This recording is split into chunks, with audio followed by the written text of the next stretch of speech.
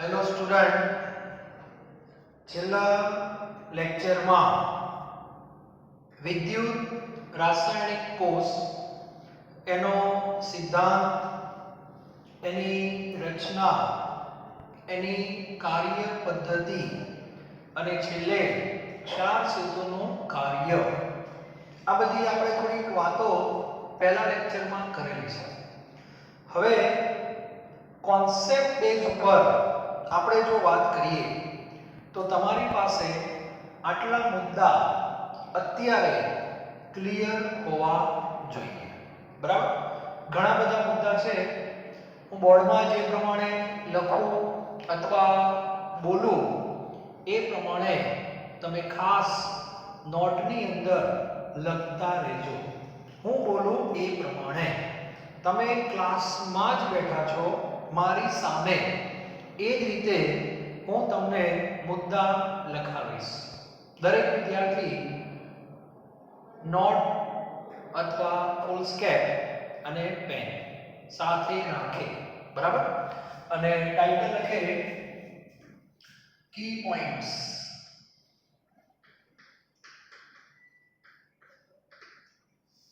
બરાબર? એમાં સૌથી પહેલો મુદ્દો લખો હેતુ. બરાબર? આપણે વિદ્યુત રાસાયણિક કોષ વ્યવહારમાં શું કામ વાપરશું, એના પાછળનો હેતુ શું છે? તો સિદ્ધાંતમાં આપણે લખીએ પ્રમાણે કે રાસાયણિક ઉર્જાનો વિદ્યુત ઉર્જામાં રૂપાંતર. એટલે કહેવાનો અર્થ એ છે કે આપણને એમાંથી વિદ્યુત ઉર્જા મળશે. બરાબર? તો લખો હેતુમાં લખો વિદ્યુત ઉર્જા મેળવવી. આ પહેલો મુદ્દો. બરાબર? બીજો મુદ્દો, આમાં રેડોક્સ પ્રક્રિયા થાય છે, પણ રેડોક્સ બે હોય. એક રેડોક્સ આપમેળે થાય અને એક રેડોક્સ આપમેળે ન થાય. તો આપણે બે સેલ ભણવાના છે, વિદ્યુત રાસાયણિક અને વિદ્યુત વિભાજન. તો અત્યારે આપણે જે પાર્ટ 1 ભણી રહ્યા છીએ એમાં રેડોક્સ પ્રક્રિયા આપમેળે થાય છે. તો લખો રેડોક્સ પ્રક્રિયા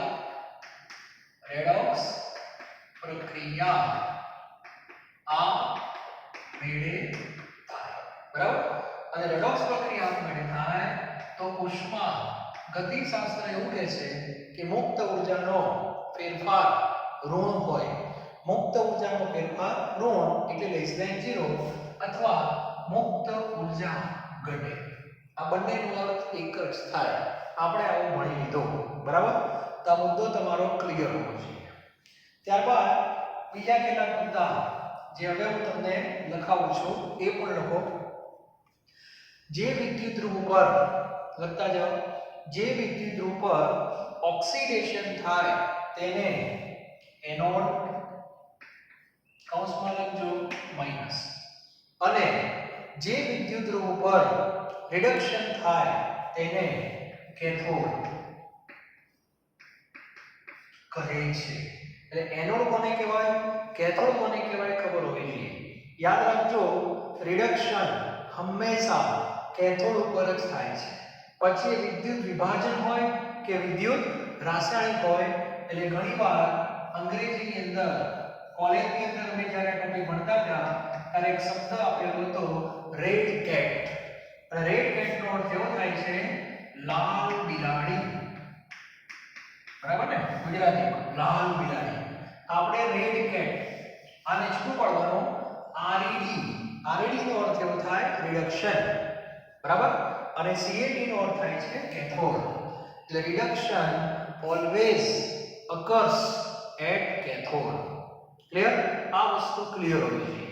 હા, વિદ્યુત વિભાજન તમે જ્યારે ભણશો ત્યારે એનોડ તમે જોજો પ્લસ હશે અને કેથોડ માઈનસ હશે.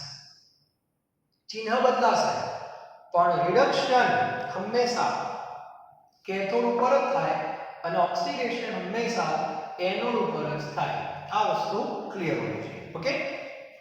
ત્યારબાદ આગળનો મુદ્દો લખો બાહ્ય પરિપથ. બાહ્ય પરિપથ. બાહ્ય પરિપથ ધાતુનો બનેલો હોય છે. બાહ્ય પરિપથ ધાતુનો બનેલો હોય છે જેમાં વિદ્યુતનું વહન મુક્ત ઇલેક્ટ્રોન દ્વારા થાય છે. એક આ મુદ્દો લખો. બાહ્ય પરિપથ ધાતુનો બનેલો હોય અને જેમાં વિદ્યુતનું વહન મુક્ત ઇલેક્ટ્રોન દ્વારા થાય છે. બરાબર. ત્યાર પછી લખો આંતરિક પરિપથ. આંતરિક પરિપથ શેનો બનેલો હોય? દ્રાવણોનો બનેલો હોય છે અને જેમાં વિદ્યુતનું વહન આયનો દ્વારા થતું હોય છે. તો આ મુદ્દો પણ આપણો ક્લિયર હોવો જોઈએ. બરાબર. તો આ માહિતી.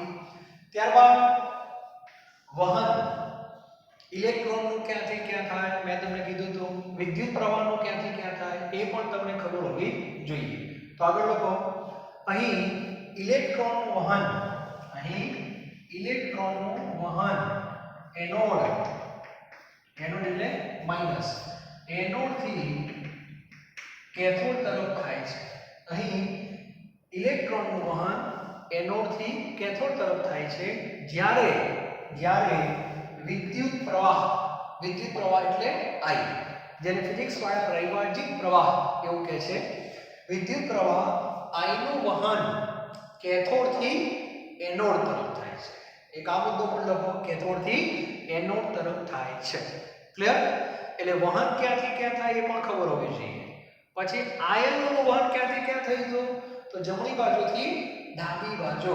તેમાં લખો આયનનું વહન કેથોડિક દ્રાવણ. ઘણા કે શબ્દ નવો આવ્યો પાછો. કેથોડિક દ્રાવણથી લખતા જજો. કેથોડિક દ્રાવણથી એનોડિક દ્રાવણ તરફ, કેથોડિક દ્રાવણથી એનોડિક દ્રાવણ તરફ ક્ષાર સેતુ મારફતે થાય છે. ક્ષાર સેતુ મારફતે થાય છે. ક્લિયર? SO4 ની વાત કરી હતી આપણે. તો વિદ્યુત ઊર્જા મેળવવી આપમેળે થાય. એનોડ કોણ કેથોડ કોણ ખબર હોવી જોઈએ. બાહ્ય પરિપથ શેનો બનેલો છે ક્લિયર હોવું જોઈએ. આંતરિક શું છે ખબર હોવી જોઈએ. ઇલેક્ટ્રોનનું વહન ક્યાંથી ક્યાં થાય, વિદ્યુત પ્રવાહનું વહન ક્યાંથી ક્યાં થાય, આયનોનું વહન ક્યાંથી ક્યાં થાય એ ખબર હોવી જોઈએ. બરાબર. એનોડ દ્રાવણને કેથોડિકમાં ખ્યાલ આવી ગયો બધાને.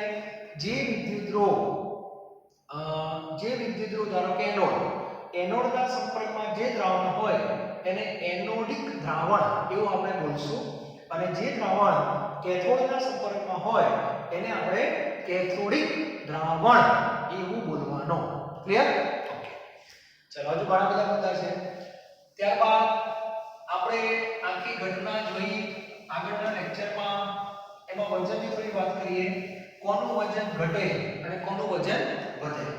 તો લખો પ્રક્રિયા દરમિયાન લખતા જાઓ. પ્રક્રિયા દરમિયાન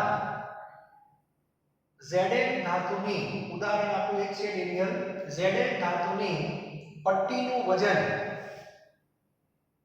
ઘટે છે જ્યારે કોપર ધાતુની પટ્ટીનું વજન વધે છે. તો આપણને ખબર હોવી જોઈએ કે કઈ ધાતુની પટ્ટીનું વજન ઘટે, કઈ ધાતુની પટ્ટીનું વજન વધે છે. આ પણ આપણને ખબર હોવી જોઈએ. ત્યારબાદ એક બીજો મુદ્દો સારો છે.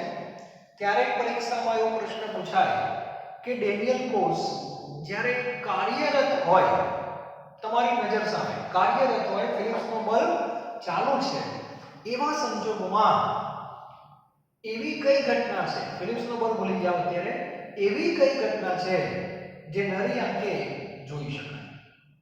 જ્યારે ડેનિયલ કોષ કાર્યરત હોય ત્યારે. બલ્બની વાત નથી કરતો. ઘણા કે બલ્બ ચાલુ હોય દેખાય. બરાબર. ઘણા કે આ પટ્ટીનું વજન તમે ન લખાય, ઘટે વધે દેખાય, નરી આંખે ના દેખાય. તમે મારી સામે ઉભા રહો, મને ખબર પડે કે તારું વજન વધે છે ઘટે છે? ના. એના માટે વજન કાંટા ઉપર તમારે ઉભા રહેવું પડે. ક્લિયર? તો એ મુદ્દો નહીં આવે. રંગ વિશે વિચારો. રંગ વિશે ડેનિયલમાં ઝિંક સલ્ફેટનું દ્રાવણ રંગવિહીન હતું. બરાબર. પણ કોપર સલ્ફેટનું દ્રાવણ શરૂઆતમાં ભૂરા રંગનું હતું અને ભૂરો રંગ કોના કારણે હતો? Cu2+ ના કારણે. પણ Cu2+ તો રિડક્શન અનુભવી અને કોપર સ્વરૂપે જમા થઈ ગયા તો દ્રાવણમાં Cu2+ નું પ્રમાણ ઘટી ગયું તો ભૂરા રંગની જે તીવ્રતા કહેવાય એ ઘટશે. બરાબર? તો લોકો અહીં CuSO4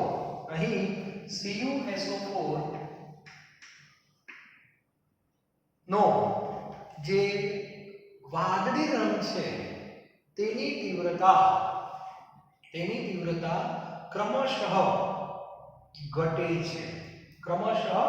છે અને એમાં આ એકમાત્ર ઘટના એવી છે કે જે નરી આંખે જોઈ શકાય છે. એક આ મુદ્દો તમારે લખવાનો છે. એટલે આ બધા કી પોઈન્ટ્સ છે જે JEE નીટમાં પણ પૂછાઈ શકે છે. ટૂંકમાં અત્યારે આપણે આખા ડેનિયલ કોષનો પોસ્ટમોર્ટમ કરીએ છીએ ધીરે ધીરે. હજુ જો ઘણા બધા મુદ્દાઓ તમને કહીશ. બસ ખાલી બે બીકર ને ધ્રુવ ને થઈ ગયું નથી, અંદર ઘણા બધું છે એ વંગાળ તમને કહું છું. બરાબર? તો એક આ મુદ્દો પણ મગજમાં હોવો જોઈએ. ત્યારબાદ એક સારો પ્રશ્ન છે, તમે જો ધ્યાનથી જોયું હોય તો સાંદ્રતાના સંદર્ભમાં ડાબી બાજુ તમે જોયું Zn નો જે સળિયો હતો, બરાબર, એનું ઓક્સિડેશન થયું એટલે એમાંથી શું આવ્યું? Zn2+ અને ક્ષાર સેતુમાંથી કોણ આવ્યું? SO4-2. એનો અર્થ એવો થયો કે આ જે બીકર હતો એમાં ધીરે ધીરે કોનું પ્રમાણ વધ્યું? ZnSO4 નો. કારણ કે Zn2+ પણ વધ્યા અને આ પણ આવ્યા એટલે સરવાળે ZnSO4 નું પ્રમાણ વધ્યું અને ZnSO4 ને દ્રાવણમાં રહેલો દ્રાવ્ય કહેવાય. અને આપણે ભણીએ કે દ્રાવ્યનું પ્રમાણ જેટલું વધે એટલી દ્રાવણની સાંદ્રતા વધે છે. ક્લિયર? તો આ દ્રાવણને આપણે એનોડિક દ્રાવણ એવું કીધું હતું. ખાસ કરીને ઝિંક સલ્ફેટની વાત કરવાની. બરાબર? પેલી બાજુ ઊંધું થાય Cu2+ એ કેથોડ પર ગયા અને SO4- ક્યાં જતા રહ્યા? ક્ષાર સેતુમાં થઈને આમાં આવી ગયા. તો સરવાળે આનું પ્રમાણ ઘટી ગયું એટલે આની સાંદ્રતા ઘટે. ક્લિયર? તો લખો ડેનિયલ કોષમાં ZnSO4 ના દ્રાવણની સાંદ્રતા ધીરે ધીરે વધે છે. જ્યારે CuSO4 ના દ્રાવણની સાંદ્રતા ધીરે ધીરે ઘટે છે. એક આ મુદ્દો ક્લિયર હોવો જોઈએ. બરાબર? એટલે પરીક્ષામાં પૂછાય કે કઈ બાજુ સાંદ્રતા વધે અને કઈ બાજુ સાંદ્રતા ઘટે, તો આ તમને ખબર હોવી જોઈએ. બીજી વસ્તુ, સાંદ્રતામાં ફેરફાર થાય, કદમાં ફેરફાર ન થાય. દ્રાવણ તમે કેટલું બનાવ્યું હતું? 1 લિટર. અને કદ માટે જવાબદાર કોણ? દ્રાવક એટલે પાણી. તો આખી આ ઘટનામાં પાણીનો કોઈ રોલ છે જ નહીં. તો પાણી તો પહેલા જે હતું એ જ રહેવાનું છે. સાંદ્રતા બદલાય, ટેસ્ટ બદલાય. બરાબર? તો આગળનો મુદ્દો લખો. અહીં બંને દ્રાવણોના કદમાં કોઈ ફેરફાર થતો નથી. એક આ મુદ્દો લખો. બંને દ્રાવણોના કદમાં કોઈ ફેરફાર થતો નથી. ક્લિયર? એક આ મુદ્દો સરસ હોવો જોઈએ તમારો. આ પણ એક કોન્સેપ્ટ છે. બરાબર? ત્યારબાદ વિદ્યુત રાસાયણિક કોષ જે છે એના આગળ જતા 3 ભાગ પડવાના છે. એક વિદ્યુત રાસાયણિક કોષને પ્રમાણિત કહેવાય છે, બીજાને બિન પ્રમાણિત કહેવાય છે અને ત્રીજાને એક વિશિષ્ટ કહેવાય છે સાંદ્રતા કોષ, જે સિલેબસમાં નથી પણ આપણે એની ચર્ચા કરી લઈશું. બરાબર? તો પ્રમાણિત કોને કહેવાય, બિન પ્રમાણિત કોને કહેવાય? તો પ્રમાણિતની હું તમને માહિતી આપીશ. એમાં અમુક શરતો છે અને શરતો પ્રમાણે જો વિદ્યુત રાસાયણિક કોષ બનશે તો એને પ્રમાણિત કહેવાય. ક્લિયર? તો શરતો મેં તમને કાલે જ કહી હતી કે તાપમાન કેટલું હોય? 25.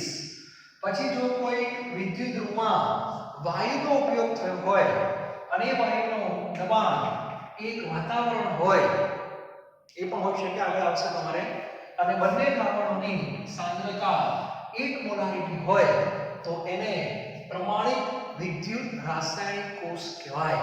તો લખો, જો બંને દ્રાવણોની, બંને એક નહીં, જો બંને દ્રાવણોની સાંદ્રતા 1 મોલર અથવા 1 મોલારિટી અથવા 1 m, પછી અલ્પવિરામ, તાપમાન 25 અંશ સેલ્સિયસ, કૌંસમાં લખજો 298 કેલ્વિન, અને દબાણ એક વાતાવરણ હોય તો તેને પ્રમાણિત વિદ્યુત રાસાયણિક કોષ કહે છે. પ્રમાણિત વિદ્યુત રાસાયણિક કોષ કહે છે. આ એક વસ્તુ તમારા મગજમાં ક્લિયર હોવી જોઈએ. બરાબર? તો આ એક મુદ્દો મારે તમને ખાસ કહેવાનો હતો. હવે બહુ સરળ ભાષામાં હું તમને સમજાવવા માંગુ છું કે ઝિંક અને કોપર બંને ધાતુઓ જ હતી, છતાં પણ ઇલેક્ટ્રોન કઈ બાજુથી બહાર નીકળ્યા, કોને ગુમાયા સાપેક્ષમાં? તો આપણે જવાબ આપ્યો તો ઝિંક. બરાબર? હવે શું કામ ગુમાયા? ઝિંકે કેમ ગુમાયા, કોપરે કેમ નહીં? મેં તમને જવાબ આપ્યો તો ટૂંકમાં 10મા ધોરણના સંદર્ભમાં કે ભાઈ Zn વધુ સક્રિય છે કોના કરતા? કોપર કરતા. હવે એ મુદ્દાને થોડુંક આપણે રાસાયણિક રીતે રજૂ કરવાનું છે. બરાબર? તો શબ્દો સાંભળી લેજો. પહેલા કોઈ પણ તત્વ હોય, અત્યારે હું તત્વ શબ્દ વાપરીશ, ધાતુ એવું નહીં, કોઈ પણ તત્વ હોય એની પાસે યાદ રાખજો બે પ્રકારની વૃત્તિ હોય. પહેલી વૃત્તિને ઇલેક્ટ્રોન ગુમાવવાની વૃત્તિ કહેવાય, અને બીજી વૃત્તિને ઇલેક્ટ્રોન મેળવવાની વૃત્તિ કહેવાય. સાચું કે ખોટું? સાચું. આપણી પણ બે વૃત્તિ હોય, તમારી વ્યક્તિ તરીકે બે વૃત્તિ હોય, પૈસા આપવાની પણ હોય અને લેવાની પણ હોય, જ્ઞાન આપવાની પણ હોય, લેવાની પણ હોય. અત્યારે એક શિક્ષક તરીકે મારી કઈ વૃત્તિ વધારે હોય? ભણાવવાની વધારે હોય, ભણવાની ઓછી હોય. તમારી ભણવાની વધારે હોય, ભણાવવાની ઓછી હોય. ક્લિયર? ઓકે. પણ હોય વૃત્તિ કેટલી? બે. ધ્યાન રાખજો. એટલે કોઈ પણ તત્વ પાસે આવી બે વૃત્તિ હોય, ઇલેક્ટ્રોન ગુમાવવાની અને ઇલેક્ટ્રોન મેળવવાની. ધ્યાન રાખજો. હવે આને આપણે બીજા શબ્દોમાં રજૂઆત કરીએ. આના કેટલાક સમાનાર્થી શબ્દો કહી દઉં. ઇલેક્ટ્રોન ગુમાવવાની જે વૃત્તિ હોય એને ઓક્સિડેશન અનુભવવાની વૃત્તિ કહેવાય. શું કહેવાય? ઓક્સિડેશન અનુભવવાની વૃત્તિ. અને ઇલેક્ટ્રોન મેળવવાની વૃત્તિને શું કહેવાય? રિડક્શન અનુભવવાની શું કહેવાય? વૃત્તિ કહેવાય. બરાબર? અને ત્રીજો શબ્દ ખાસ, હવે આને આપણે લાંબુ ખેંચવું ન હોય તો આને શું કહેવામાં આવે છે? ઓક્સિડેશન અનુભવવાની વૃત્તિને એક સરસ નામ આપેલું છે, એને કહેવામાં આવે છે ઓક્સિડેશન પોટેન્શિયલ. શું કહેવાય? પોટેન્શિયલ એટલે વૃત્તિ ક્ષમતા, પાવર. Oxidation potential. અને આ પોટેન્શિયલને શું કહેવાય? Reduction potential. બરાબર? ઓક્સિડેશન પોટેન્શિયલ અને રિડક્શન પોટેન્શિયલ. અને એને સંકેતમાં કેમ લખાય એ પણ કહી દઉં. સંકેતમાં આમ લખાય છે EOXI. બરાબર? આને સંકેતમાં કેમ લખાય? ERED. લખાય ERED. હવે જો આપણે અત્યારે જે ચર્ચા કરવાની હતી એ કોની કરવાની? પ્રમાણિત. એટલે આપણે ઓક્સિડેશન ની આગળ એક શબ્દ લખી નાખવાનો, પ્રમાણિત ઓક્સિડેશન પોટેન્શિયલ, અને આ બાજુ પ્રમાણિત રિડક્શન પોટેન્શિયલ. અને એના માટે એ માથા ઉપર રાઉન્ડ કરવામાં આવે છે આ રીતે E0 E0 જે બોલું હોય. બરાબર? અને 11મા ધોરણમાં EMF શ્રેણી આખી તમને આપેલી છે, 12મામાં આપેલી છે. એ આખી શ્રેણી તમને પોટેન્શિયલના સંદર્ભમાં આપેલી છે. કયા પોટેન્શિયલના સંદર્ભમાં? રિડક્શન. IUPAC વાળાએ અત્યારે IUPAC જે આપણે મળી છે એને આ બેમાંથી અત્યારે પહેલી પ્રાયોરિટી કોને આપી છે? રિડક્શનને આપી છે. એટલે તમારી આખી ટેક્સ્ટબુકમાં બધા જે દાખલા હશે ને એમાં આના સંદર્ભમાં જ હશે. અમે ભણતા હતા ત્યારે આ હતું. એટલે આ તો બધું ચાલે બરાબર. તો સૌથી પહેલા દરેક વિદ્યાર્થી મગજની અંદર આટલું ફિટ કરો, કોઈ પણ તત્વ હોય, આ બધા સમાનાર્થી શબ્દો છે બરાબર છે. એટલે એક કામ કરો, તત્વ લખો, આવા બે ભાગ પાડી દો અને આને પહેલા બોક્સમાં મૂકી દો. આટલું બોક્સમાં લખી નાખો બરાબર વ્યવસ્થિત. એટલે આ થોડી અલગ માહિતી છે પણ કી પોઈન્ટ્સનો જ એક ભાગ છે બરાબર. દરેક તત્વ હવે આ ગાણિતિક ભાષામાં રજૂઆત થવાની છે એ આગળ. અત્યારે ક્લિયર હોવું જોઈએ કે દરેક તત્વ પાસે આવી બે વૃત્તિ હોય. તત્વ એટલા માટે મેં લખ્યું કે આ મુદ્દો ધાતુને પણ લાગુ પડશે અને અધાતુને પણ લાગુ પડશે. ધાતુની વાત કરીએ તો આ વૃત્તિ વધારે હોય અને આ વૃત્તિ ઓછી હોય. અધાતુની વાત કરો તો આ વૃત્તિ વધારે હોય અને આ વૃત્તિ ઓછી હોય, પણ હોય ખરી. સમજાય છે? એટલે કોઈ પણ તત્વ પાસે, હવે હું આવું વૃત્તિ શબ્દ નહીં વાપરીશ, હવે ટૂંકમાં બોલીશ, કોઈ પણ તત્વ પાસે બે પોટેન્શિયલ હોય. બસ બોલો, કોઈ પણ તત્વ પાસે બે પોટેન્શિયલ હોય. કયા બે? ઓક્સિડેશન અને રિડક્શન. બસ ક્લિયર. આટલું મગજમાં ક્લિયર હોવું જોઈએ બરાબર. તો આટલી વસ્તુ પહેલા મગજમાં પાકી કરી લો. આ લખી રાખો બોક્સની અંદર બરાબર. અને હવે આગળનો મુદ્દો લખો. એમાં લખો કોઈ પણ તત્વ પાસે બે પ્રકારના પોટેન્શિયલ હોય છે. કોઈ પણ તત્વ પાસે બે પ્રકારના પોટેન્શિયલ હોય છે. આવું લખો, ઓક્સિડેશન અને રિડક્શન. નંબર 1 ઓક્સિડેશન અને રિડક્શન. એટલે બધા તત્વો પાસે બબે પોટેન્શિયલ તો હોય જ. કોઈકનો એક ઓછો હોય તો પેલો વધારે હોય, કહેવાનો અર્થ આ છે બરાબર. ચાલો આ મુદ્દો ક્લિયર થઈ ગયો. હવે ધ્યાન આપજો, બહુ સમજવાની વસ્તુ છે. હવે જે મુદ્દો હું ચર્ચા કરું છું એ પહેલા મેં તમને કીધું ટેક્સ્ટબુકની અંદર જે બધી માહિતી આપેલી છે થોડી આડાવડી રીતે આપેલી છે. હું તમને થોડું પોસ્ટમોર્ટમ કરી દઉં એટલે તમને આખું ચેપ્ટર હોય મગજમાં ફિટ થઈ જશે અને પછી આપણે ધીરે ધીરે આગળ વધશું. હવે મને એક વાતનો જવાબ આપો, સિમ્પલ. આ ઝિંક ધાતુ હતી અને આ કોપર ધાતુ બરાબર. જેવા તમે આ બંનેને જોઈન્ટ કરો છો એટલે અહીંયાથી આ બાજુ ઇલેક્ટ્રોનનું શું થાય છે? વહન થાય છે. વહન શબ્દ લખો. હવે વિજ્ઞાનનો એક સીધો સાદો નિયમ છે, વહન તો જ થાય જો બે છેડા વચ્ચે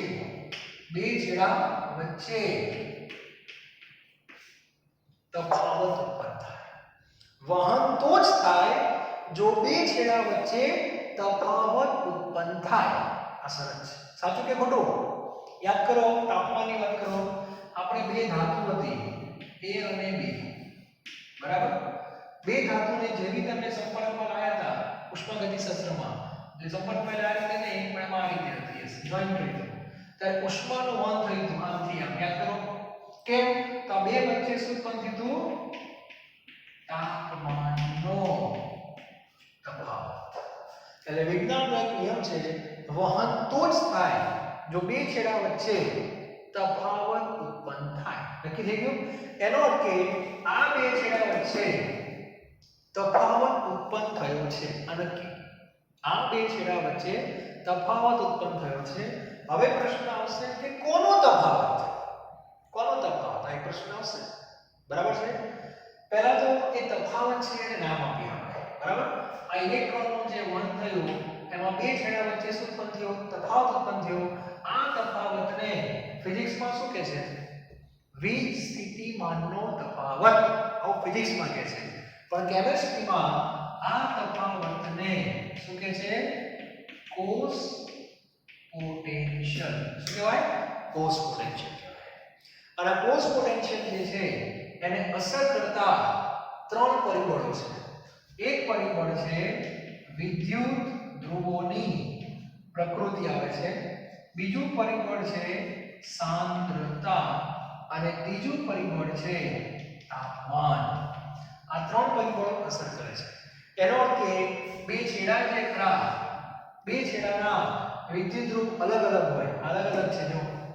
પછી સાંદ્રતા એટલે આના સંપર્કમાં શું હતું અહીંયા દ્રાવણ, આના સંપર્કમાં શું હતું દ્રાવણ. આ બેની સાંદ્રતા પણ તફાવત ઉત્પન્ન કરી શકે છે. અને બીજું તાપમાન.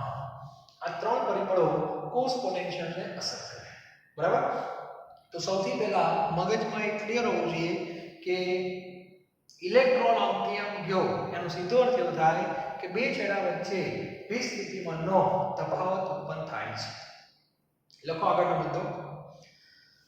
રસાયણ વિજ્ઞાનમાં લખો રસાયણ વિજ્ઞાનમાં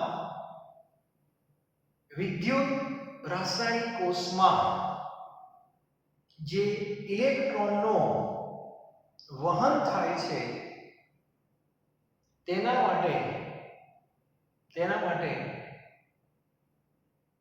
માટે કોષ પોટેન્શિયલ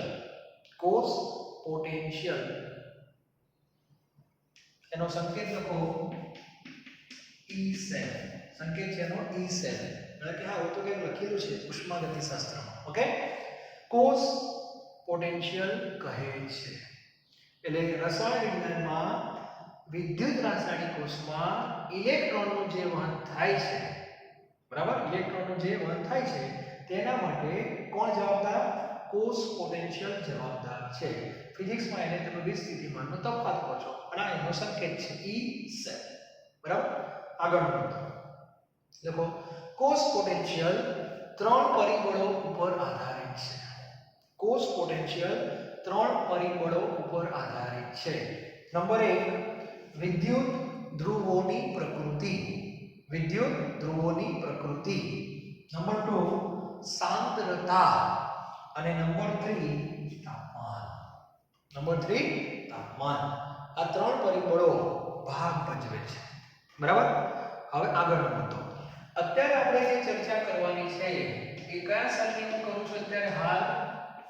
પ્રમાણિત. બરાબર? તો લખો જો પ્રમાણિત વિદ્યુત રાસાયણિક કોષ હોય, જો પ્રમાણિત વિદ્યુત રાસાયણિક કોષ હોય તો તેને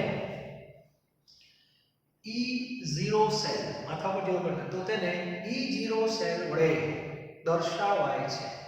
E0 સેલ વડે દર્શાવાય છે. E0 સેલ વડે દર્શાવાય છે. અને તેમાં વિદ્યુત ધ્રુવોની પ્રકૃતિ અસરકારક પરિબળ છે. વિદ્યુત ધ્રુવોની પ્રકૃતિ અસરકારક પરિબળ છે. ત્યાંનો શું અર્થ? આ જે મેં તમને લખાયું એ જનરલ પરિબળો છે. બરાબર? પણ જ્યારે તમે પ્રમાણિતની વાત કરશો, તો પ્રમાણિતમાં તો સાંદ્રતા બંને બાજુ કેટલી હોય? એક જ હોય. તો સાંદ્રતાનો તફાવત વહન માટે જવાબદાર નથી. તાપમાન 25 તો તાપમાનનો તફાવત વહન માટે જવાબદાર નથી. કારણ કે બંને બાજુ તાપમાન સરખું છે, બંને બાજુ દ્રાવણનો પ્રકાર ભલે અલગ છે પણ સાંદ્રતા તો સરખી જ છે. તો આ ઇલેક્ટ્રોનનું જે વહન થયું એના માટે જવાબદાર પરિબળ કયો? વિદ્યુત ધ્રુવોની પ્રકૃતિ, એટલે કે વિદ્યુત ધ્રુવનો પ્રકાર. બંને વિદ્યુત ધ્રુવ અલગ અલગ છે, ઝિંક અને કોપર. એટલે પ્રમાણિતની અંદર આ પરિબળ ભાગ ભજવે અને આ પરિબળ ભાગ ભજવે એનો પોટેન્શિયલ E સેલ નહીં કહેવાનું, માથા પર શું કરી દેવાનું? 0 કરી દેવાનું. ક્લિયર? ઓકે. તો અત્યારે આપણે પ્રમાણિતની વાત કરીશું. હવે ધ્યાન રાખજો. એટલે હું તમને જનરલમાંથી સ્પેસિફિક તરફ લઈ જાઉં છું ધીરે ધીરે. હવે આપણે પ્રમાણિતની વાત કરીએ. ધ્યાન આપજો બધા વિદ્યાર્થીઓ. હવે ધ્યાન આપજો. નવો મુદ્દો લખવાનો છે. આપણે એનોડ અને કેથોડ. બરાબર? તો એનોડ પાસે પણ બે પોટેન્શિયલ હોય કે ના હોય? એનોડ પાસે બે પોટેન્શિયલ હોય, ઓક્સિડેશન અને રિડક્શન. અને કેથોડ પાસે પણ બે પોટેન્શિયલ હોય, ઓક્સિડેશન અને રિડક્શન. બરાબર? આપણને બધાને ખબર છે કે આ Zn નો જે સળિયો હતો એને આપણે એનોડ કીધું. બરાબર? અને આ કોપર છે એને આપણે શું કીધું? કેથોડ. કેથોડ એટલે C. એનોડના બે પોટેન્શિયલ હોય, એક EOXI અને બીજો કયો હોય E ReD. આને કહેવાય ઓક્સિડેશન પોટેન્શિયલ, આને કહેવાય રિડક્શન પોટેન્શિયલ. માથા ઉપર હું 0 કરી દઉં છું. કેમ? પ્રમાણિત. એ જ વસ્તુ આને પણ લાગુ પડે. પહેલા જ વાત થઈ બધાને બબે પોટેન્શિયલ હોય, ઓક્સિડેશન અને રિડક્શન. તો Zn ના પણ બે પોટેન્શિયલ હોય. આને બે હોય, પણ ધ્યાન શું રાખવાનું કે Zn નો ઓક્સિડેશન, આનો ઓક્સિડેશન અને આ બે ઓક્સિડેશન છે, બરાબર? આમ છે. આગળ જતા ખબર પડશે Zn નો ઓક્સિડેશન પોટેન્શિયલ કોપરના ઓક્સિડેશન પોટેન્શિયલ કરતા વધારે છે. એનો સીધો અર્થ એવો થાય કોપરનો રિડક્શન પોટેન્શિયલ Zn ના રિડક્શન કરતા વધારે. આ નિયમ જ છે. જેનો ઓક્સિડેશન પોટેન્શિયલ વધારે હોય એનો રિડક્શન પોટેન્શિયલ ઓછો જ હોય. જેનો રિડક્શન વધારે હોય એનો ઓક્સિડેશન વધારે હોય. ભિખારી કઈ વૃત્તિ ધરાવે? પૈસા લેવાની. એને કોઈ દાન કરતો જોયો મંદિર આગળ ભિખારી દાન કરતો જોયો ના. અને મુકેશ અંબાણી કઈ વૃત્તિ ધરાવે? પૈસા આપવાની, લેવાની નહીં. લોજિકલ વાત કરું છું, બરાબર? ટૂંકમાં વૃત્તિ બે હોય, પણ એક વધારે હોય તો એક ઓછી હોય. અત્યારે દિવસ છે તો રાત નથી, અને રાત હોય તો દિવસ નથી. ઓકે, એના જેવી વાત છે. પણ તમારે ચર્ચા બંનેની કરવી પડે, બરાબર? એટલે મગજની અંદર ફિક્સ કરી દો કે એનોડ અને કેથોડના બબે પોટેન્શિયલ લખો. લખતા જાઓ. જેટલી માહિતી મારી પાસે બધું છાપતા જ જાઓ. ટેક્સ્ટબુકમાં કશું નથી આ બધું સમજાય, પણ આ બધા મુદ્દા તમે એકવાર સમજી લાવશો તો ચેપ્ટર ફટાફટ ભાગવાનું છે. એટલા માટે લખો. વિદ્યુત રાસાયણિક કોષમાં એનોડ અને કેથોડ બંનેને બે પોટેન્શિયલ હોય છે. બંનેને બે પોટેન્શિયલ હોય. કૌંસમાં લખજો ઓક્સિડેશન અને રિડક્શન પોટેન્શિયલ. ઓક્સિડેશન અને રિડક્શન પોટેન્શિયલ આવું લખી નાખો. ક્લિયર? ઓકે. હવે લખો એનોડનો ઓક્સિડેશન પોટેન્શિયલ. લખો એનોડનો ઓક્સિડેશન પોટેન્શિયલ કેથોડના ઓક્સિડેશન પોટેન્શિયલ કરતા વધુ હોય છે. એનોડનો ઓક્સિડેશન પોટેન્શિયલ કેથોડના ઓક્સિડેશન પોટેન્શિયલ કરતા વધારે હોય છે. એટલે કે E0OXI અહીંયા લખવાનું A ફોર એનોડ અને E0OXI C for cathode. Oxidation potential હંમેશા એનોડનો વધારે હોય, બરાબર? બીજું વાક્ય કેથોડનો રિડક્શન પોટેન્શિયલ હંમેશા એનોડના રિડક્શન પોટેન્શિયલ કરતા વધુ હોય છે. એટલે કે E0OXI રિડક્શન અને કોણ કેથોડ, બરાબર? Greater than E0 reduction anode. આ દરેકને ખબર હોવી જોઈએ, બરાબર?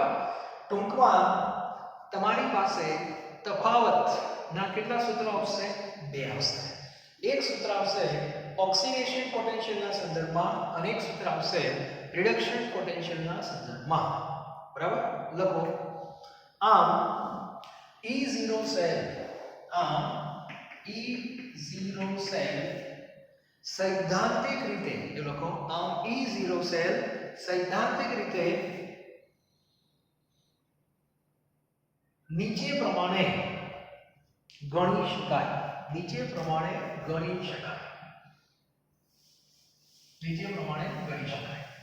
હવે સૂત્ર લખાવું છું.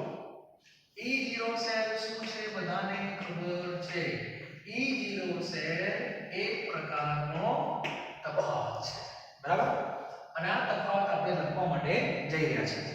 માથા ઉપર 0 છે એટલે પ્રમાણિક. ક્લિયર?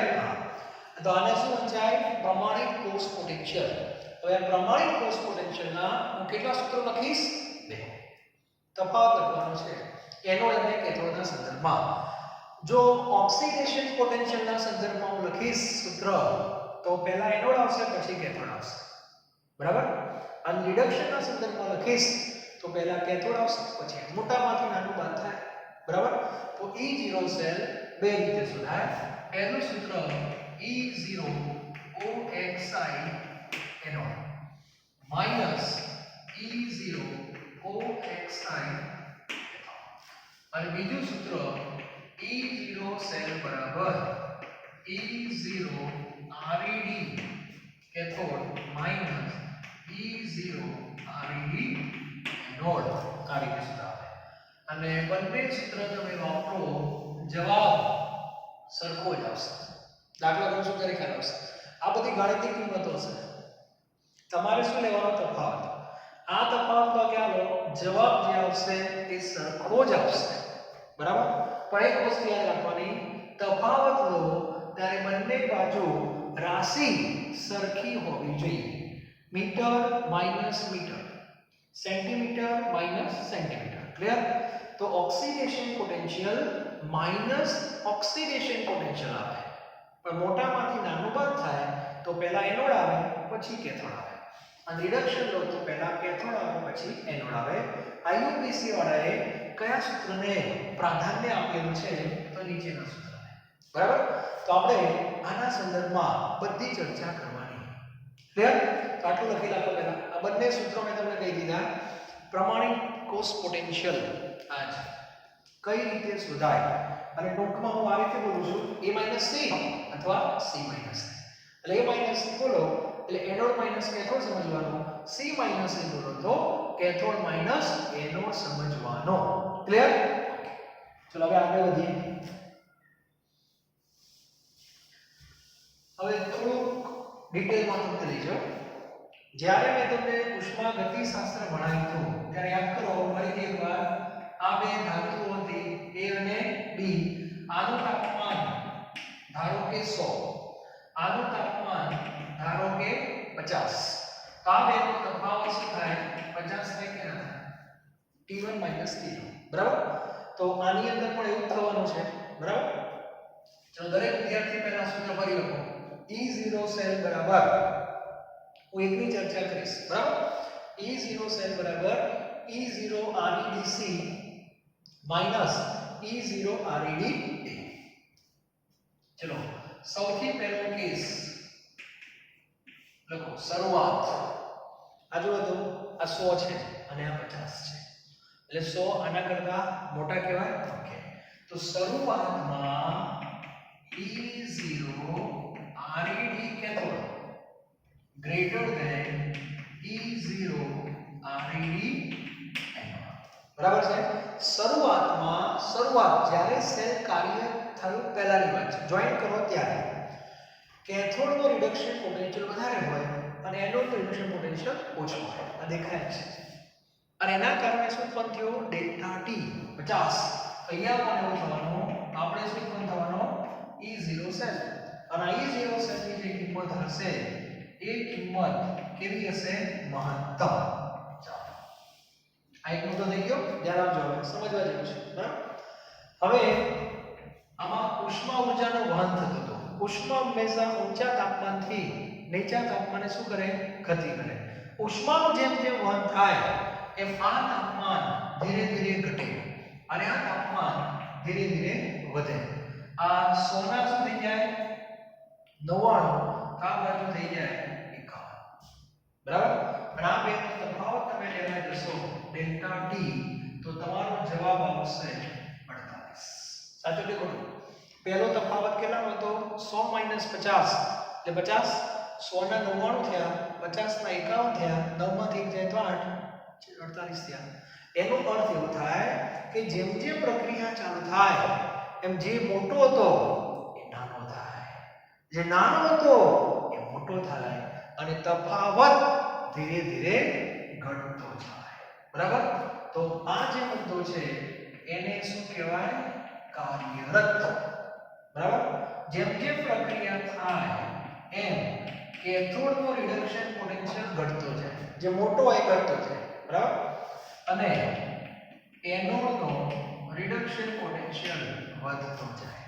એનાથી E0 સેલની કિંમત ધીરે ધીરે ઘટતી જાય. બરાબર છે? ઓકે. અને હવે અંતિમ એટલે આમાં કઈ સ્થિતિ આવશે? સંતુલન. આમાં શું થયું યાદ કરો. ધીરે ધીરે ઘટતા શું થઈ ગયા? 75. અને આ વધતા શું થઈ ગયા? 75. અને તફાવત ડેલ્ટા ટી શું થઈ ગયો? 0. અને આને તમે શું કહેતા હતા?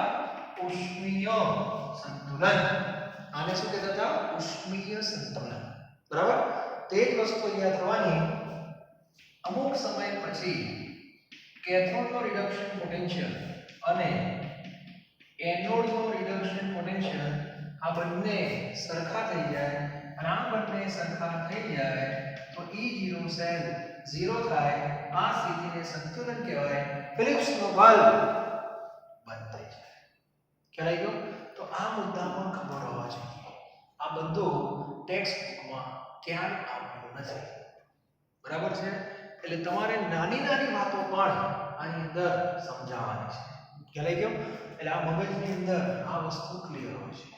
તો ઘણા બધા મુદ્દા મેં તમને કહી દીધા. આ મુદ્દો આગળ આવે છે પણ મેં તમને પહેલા લઈ લીધો. એનો રીઝન બીજું કંઈ નહીં કે ઇલેક્ટ્રોન ગતિ કરે છે તો આપણે કહી દીધું. એનો સીધો અર્થ એવો થાય કે તફાવત ઉત્પન્ન થયો છે.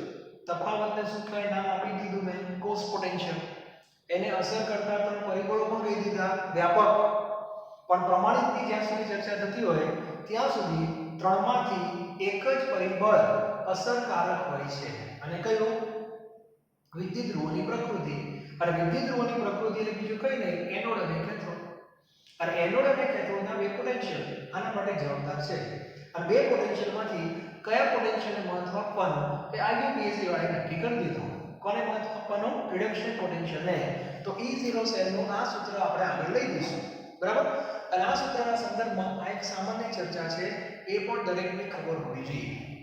શરૂઆતમાં જે ફિલિપ્સનો બલ્બ ચાલુ થયો એ આના કારણે થયો. વચ્ચે આવું થશે, કલાક પછી આવું થશે. ક્લિયર? એટલે કોઈ પણ સેલ ક્યાં સુધી કાર્ય કરે એનું પણ એક મહત્વ છે. સંતુલન આવે ત્યાં સુધી. કારણ કે રેડોક્સ પ્રક્રિયા છે અને આ પ્રક્રિયા આપમેળે થાય છે.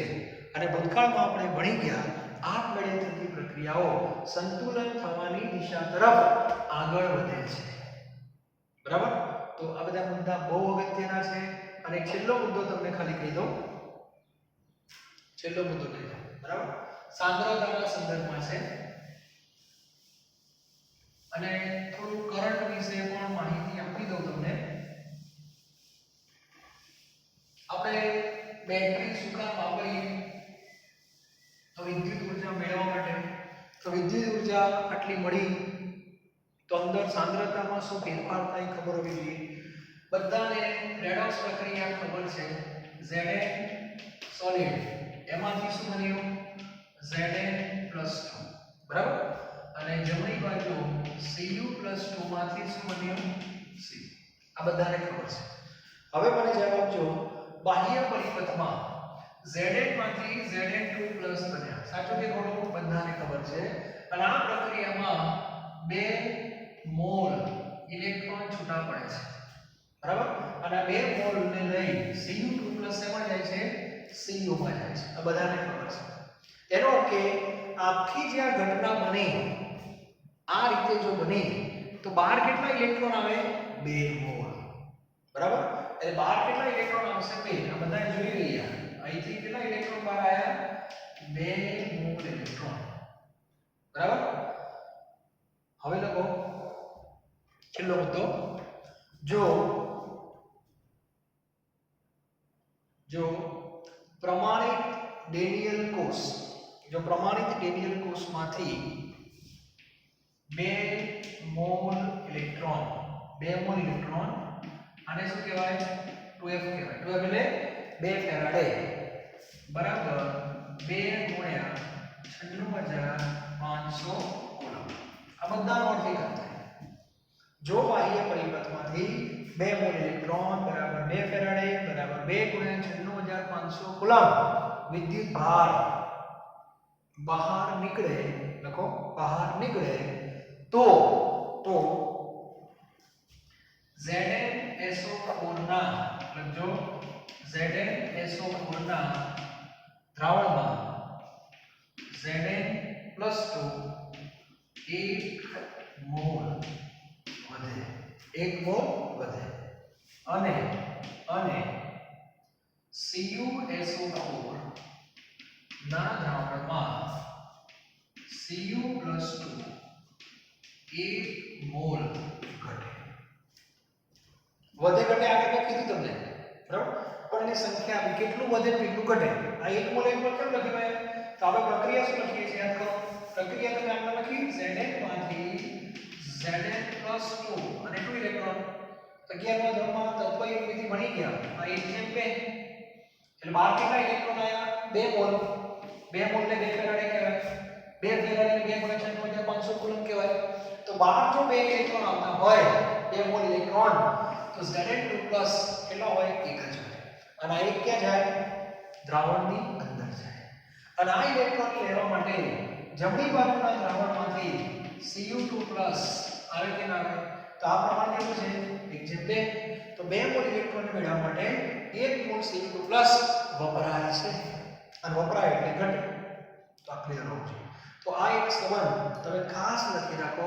આ હું તમને એટલા માટે લખાવું છું કે આ એક ત્રિરાશી થઈ ગઈ. આ એક શું થઈ ગઈ? ત્રિરાશી થઈ ગઈ કે ભાઈ 2 મોલ ઇલેક્ટ્રોન બહાર આવતા હોય તો આ 1 મોલ વધે અને આ 1 મોલ ઘટે. આ સાબિત થઈ ગયું. હવે જે ડબલ યુનિટમાં તમને એવો પ્રશ્ન પૂછશે કે પ્રમાણિત ડેનિયલ કોષમાંથી બાહ્ય પરિપથમાં 1 મોલ ઇલેક્ટ્રોન જ આવે છે. એટલે આને 2 વડે શું કરવાના? ભાગી નાખવાના. આ 2 વડે ભાગી નાખવાના 1 થઈ જાય અને 1 થાય નાખવાથી 1/2 થઈ જાય. 1/2 એટલે શું આવે? 0.5. 0.5 વધે અને 0.5 ઘટે. તો આ ત્રિરાશી તમને ખબર હોવી જોઈએ. તો આ આખું મેં તમને જે કર્યું આ પોસ્ટમોર્ટમ છે, બરાબર? એટલે આટલા મુદ્દા તમારા મગજની અંદર ક્લિયર હોવા જોઈએ, બરાબર? હેતુથી માંડીને આ હેતુ મેં પૂરો કરી દીધો કે આ બધું નાટક આપણે શેના માટે કરીએ છીએ? વિદ્યુત ઉર્જા મેળવવા માટે. આ બધા એના અલગ અલગ એકમો છે. આગળ મેં કહ્યું ફેરાડે શું કહેવાય? 1 મોલ ઇલેક્ટ્રોન બરાબર 1 ફેરાડે કહેવાય. 1 ફેરાડે બરાબર 96500 કુલમ કહેવાય. ક્લિયર? તો આ એક વસ્તુ ક્લિયર હોવી જોઈએ. આ બધા કી પોઈન્ટ્સ મેં તમને લખાવી દીધા, બરાબર? હવે નેક્સ્ટ લેક્ચરની અંદર જોજો અમુક 1-2 મુદ્દા છે નવા જે જૂની બુકમાં નહોતા, એની થોડી ચર્ચા કરશું અને પછી આ બધી વસ્તુને આપણે 1 બાય 1 ભણવાની છે. ક્લિયર? જોતા રહો, સાથે રહો, બરાબર? ટેક્સ્ટ બુક માં છે એ વાંચજો, બહુ ખ્યાલ નહીં આવે. પણ હું જે કંઈ નોટ્સ લખાવું એ ખાસ તમે લખતા રહેજો અને આની નોટ વ્યવસ્થિત તમારે બનાવવાની છે, વ્યવસ્થિત. તો તમારા 2 પ્રશ્નો પરફેક્ટ થવા જોઈએ. આગળના લેક્ચરમાં આખી આકૃતિને બધું હતું. આજનો જે મારો ટોપિક હતો એ ખાસ કી પોઈન્ટ હતા, કે કોન્સેપ્ટ જે આગળ જતા તમને બહુ મદદરૂપ કરશે, ખાસ કરીને એમસીક્યુ સોલ્વ કરવા માટે. તફાવત શું છે ખબર હોવી જોઈએ, બરાબર? અને હજુ આગળના લેક્ચરમાં એના વિશે આપણે ડિટેલમાં ચર્ચા કરશું. Thank you very much.